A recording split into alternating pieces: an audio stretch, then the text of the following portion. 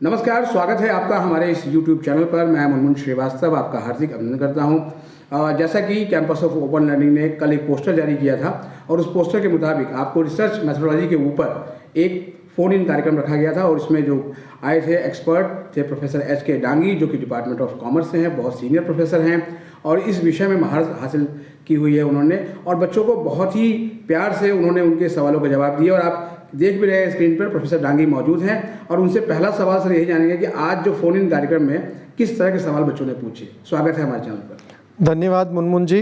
पहले तो मैं आपका भी धन्यवाद देना चाहूँगा कि आप इस पूरे इकोसिस्टम को लेके बच्चों के पास आप अपने माध्यम से बहुत सारी इम्पोर्टेंट क्वेरीज़ को आप एड्रेस करते हैं। तो आप भी एक बहुत अच्छे नेक काम में इन्वॉल्व हैं, उसके लिए आप बहुत बहुत बधाई के पात्र हैं। आज जिस तरह की क्वेरीज़ हमें मेजरली आज मुनमुन जी हमें देखने को मिली, बच्चों के मन में एक फियर ऑफ अननोन, एक अनसर्टेनिटी हमें समझ में आई। और इस लिहाज से मैं कहना चाहूँगा कि एसओएल ने बहुत अच्छा किया कि इस तरह के प्रोग्राम को एक विजुलाइज किया जिससे कि उनके क्वेश्चन को आंसर करा जाए। अब आपने पूछा कि किस तरह के क्वेश्चन उनके ज़्यादातर आए, तो सबसे पहले तो बच्चा ये जानना चाह रहे थे कि रिसर्च होता क्या है। तो उसमें हमने उनको ये बताया कि रिसर्च जो है वो कोई एक अलग एलियन सी चीज़ नहीं है। हम डे टू डे लाइफ में भी रिसर्च कर रहे हैं। एक वेजिटेबल सेलर होता है, वो अगर कोई सब्जी बेचना है तो उसमें भी एक तरह से सबकॉन्शियस माइंड से वो रिसर्च कर रहा होता है कि कौन सी गली में जाना है, कितनी प्राइस रखना है, कितनी बजे जाना है और कौन से सीजन में क्या फ्रूट रखना है। अगर इसी को बड़े स्केल पर किया जाए, सिस्टमेटिक एंड साइंटिफिक तरीके से किया जाए, जिससे कि हमें एक नया नॉलेज प्राप्त हो जाए, उसको हम रिसर्च कहते हैं। तो बच्चे ये जानना चाह रहे थे रिसर्च क्या होता है और उसके बाद बच्चे ये जानना चाह रहे थे कि इससे हमें फ़ायदा क्या होगा। तो हमने उनको ये समझाने की कोशिश करी कि रिसर्च जो है वो आपको एक सिर्फ डिसिप्लिन तक उसको बांध के नहीं रखना है। रिसर्च एक जीवन की शैली है, रिसर्च एक थॉट प्रोसेस है, देखने का नज़रिया है। तो बच्चों का क्वेश्चन ये था कि रिसर्च क्या होता है और क्या मुझे रिसर्च का प्रोग्राम करने से क्या फ़ायदा होगा। और कुछ लोगों के दिमाग में ये भी एक प्रश्न था कि जैसे ये स्कूल ऑफ ओपन लर्निंग है, यहाँ पर कैसे रिसर्च को एग्जीक्यूट किया जाएगा। इस तरह के कुछ क्वेश्चन हमें आज हमारे सामने प्रस्तुत हुए और हमने उसको एड्रेस करने की कोशिश। तो 6th सेमेस्टर में सर जितने भी स्टूडेंट्स हैं उनको ये रिसर्च मेथड का पेपर पढ़ना ही होगा।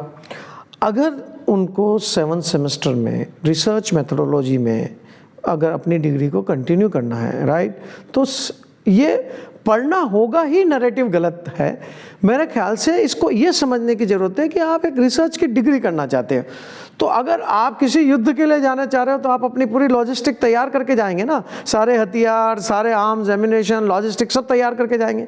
इसी तरह से एक इंटेलेक्चुअल नॉलेज क्रिएशन प्रोसेस में आप जा रहे हो तो आप अपने आप को इक्विप करना चाहोगे। इक्विप करने का तरीका क्या है? इक्विप करने का तरीका कि उससे आपको नॉलेज लेना है। जहाँ तक प्रोसीजरल बात है तो ये लिखा ही हुआ है कि आपको अगर 4th सेमेस्टर में रिसर्च में डिग्री करनी है तो आपको या तो 6th में या 7th में आपको एक रिसर्च का कोर्स करना मस्ट है।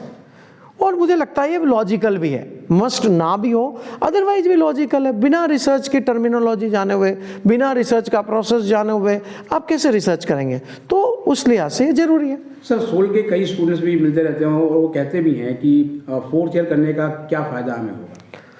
देखिए 4th ईयर करने का फ़ायदा आपको ये होगा कि देखिए कन्वेंशनल सिस्टम जो था पहले एनईपीसी से पहले सिस्टम था, उसमें आप 3 साल की डिग्री करते थे, फिर 2 साल का आप मास्टर्स करते थे, फिर आप पीएचडी करते थे।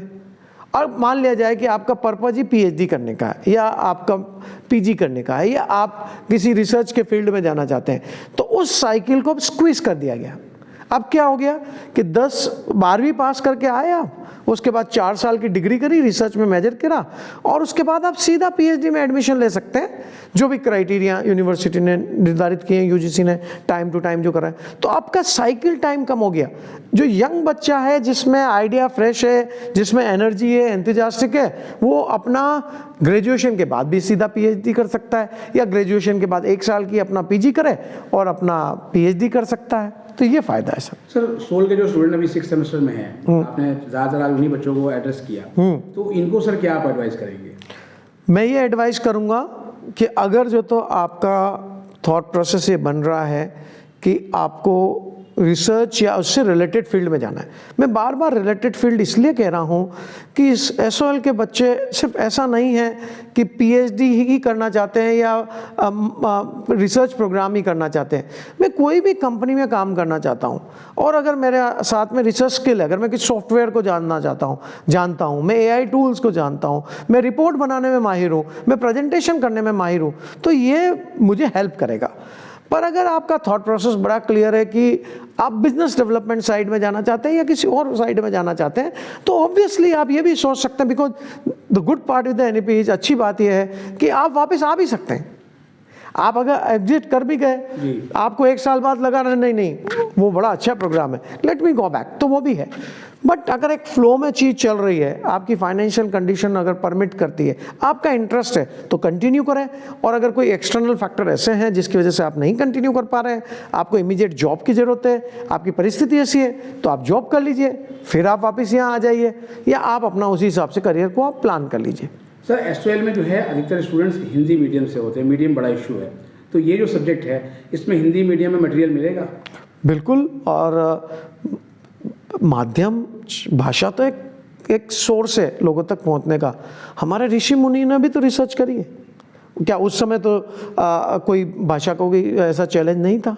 तो भाषा को लेके आज के समय में इतना बड़ा कोई बहुत बड़ा विषम परिस्थिति नहीं है। उसका कारण ये है कि बहुत सारे टूल अवेलेबल हैं।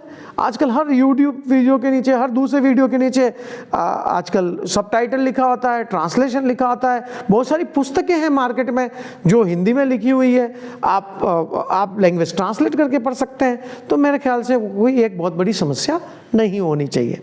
जी, बहुत बहुत धन्यवाद प्रोफेसर डांगी हमें समय देने के लिए, और छात्रों को आज जो आपने समझाया निश्चित रूप से जो है वो SOL के विद्यार्थियों को बहुत मदद करेगा। आप भी मुनमुन जी बहुत बधाई के पात्र हैं कि आप ये जो एक समाज में एक नया परिवर्तन, नई सोच आ रही है, उसका एक जिम्मेदार प्रहरी बन के आप भी लोगों तक ज्ञान पहुंचा रहे हैं। उसके लिए बहुत बहुत धन्यवाद।